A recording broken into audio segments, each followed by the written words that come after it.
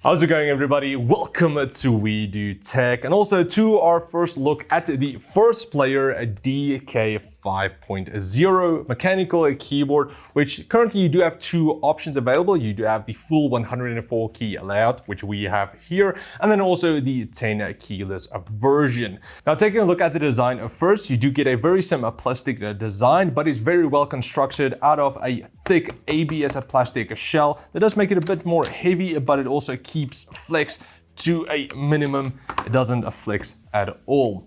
With the keyboard design, you don't have any on-board media controls or macros. That is more going to be on the keyboard with the secondary functions. Along with that, you do have your home calculator shortcut and so on as well, with all of the RGB effects, which we'll get into a bit later. Now, as for the switches, they do come out in Automu switches, and you do have the option of browns, reds, and blues. And we currently have the blues here, which does have an actuation force of 46 grams and a total run out of 60 grams. Now, the blues are quite loud, so if you are in an office or sitting next to somebody, or maybe even streaming, they are going to annoy the people around you quite a bit. So be mindful of that, rather just use it at home. However, I do personally prefer the blues because of that tactile feel. You can actually feel when you actually press it down on a key. So I do prefer it, but my colleagues don't really. They currently like the reds a bit more. The DK5.0 does also feature in-key rollover, so you can press as many keys as you want at a single time, and it's going to send through all of the commands. However, here's just a quick sound test of how the blues sound.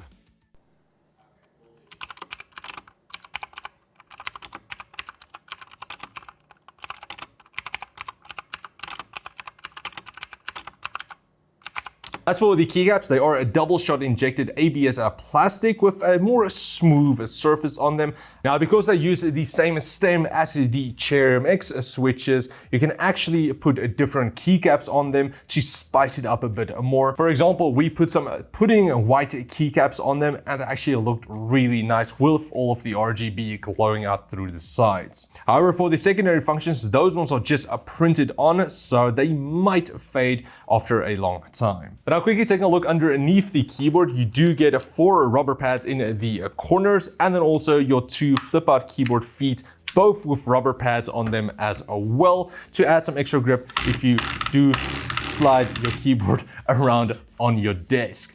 Now, also, if you do accidentally spill some liquids over your keyboard, they do say it is water resistant. It's not waterproof, so don't drop it inside the pool or whatever. But it does have some drainage holes here at the bottom, so it might leak through that. But again, just be careful. Don't spill an entire gallon of water over your keyboard.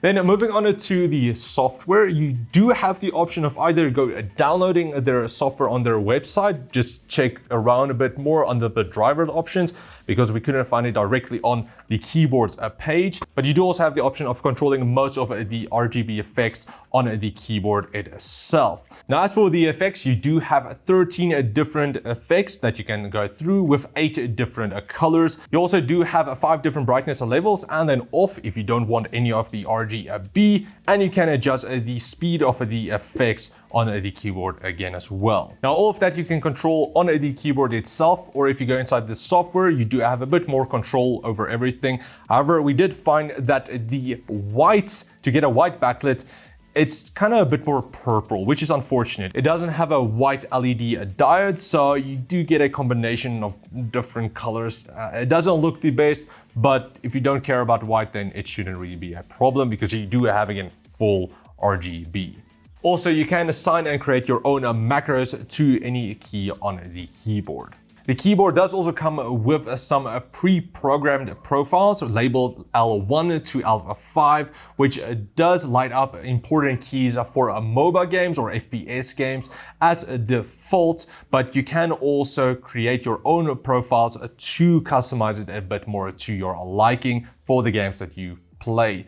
If you do want to reset everything, you can just use the escape key for that and put it back on default. So in conclusion, from my time using the 1stPlayer DK5.0, it is a very nice entry-level keyboard. Again, only going for around $50. That's honestly not bad at all. You do have a very well-constructed keyboard. You do have plenty of RGB, which you guys know I do love. And also you do have your media controls on it.